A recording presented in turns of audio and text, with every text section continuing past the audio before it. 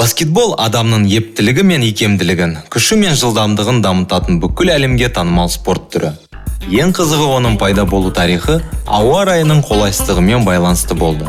Алғашқы ойын 1891 жылы Массачусетс штаты Спрингфилд колледжінің жаттығу орталығында ұйымдастырылған. Бірде Канададан Америка құрама штаттарына қоныс аударған жас мұғалім Джеймс Нейсмит студенттерінің жабық кеңістіктегі бір қалыпты жаттығудан жалыққанын байқағаннан кейін жаңа ойын енгізуді қолға алады. Осылайша ол бала кезіндегі ойындарының элементтерін еске түсіріп, қазіргі баскетболдың негізін қалады деседі.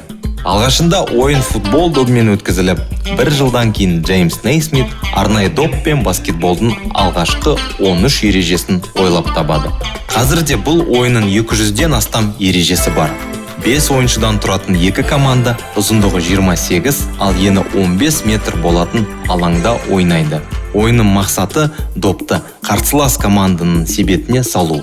Ойыншы допты себет сызығының арғы жағынан салса, командаға 3 ұпай, басқа жағдайларда 2 ұпай есептеледі. Ал айып доп соғылғанда 1 ұпайдан беріледі.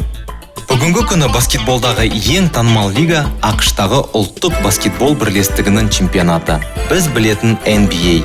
90 жылдардан бастап баскетбол ойынының әлемдегі танымалдығы айтарлықтай өсті.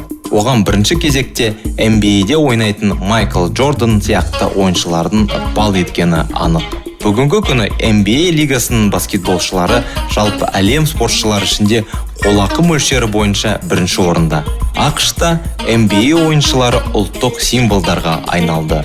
Көп жылдар бойы NBA ойыншылары Олимпиада ойындарын мойындамай келді. Тек 1992 жылы Олимпиада ойындарына білікті спортшылардан жасақталған ұлттық баскетбол қауымдастығы шеңберінде құрылған құрама жиналды.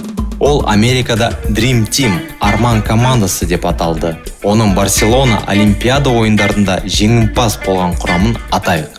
Майкл Джордан, Мэджик Джонсон, Чарльз Баркли, Ларри Бёрд, Клайд Дрекслер, Патрик Юинг, Кристиан Блетнер, Карл Мелоун, Крис Малин, Скотти Пиппен, Дэвид Робинсон және Джон Стоктон. Спортпен шұғылданып, ұлылар қатарына қосылайық.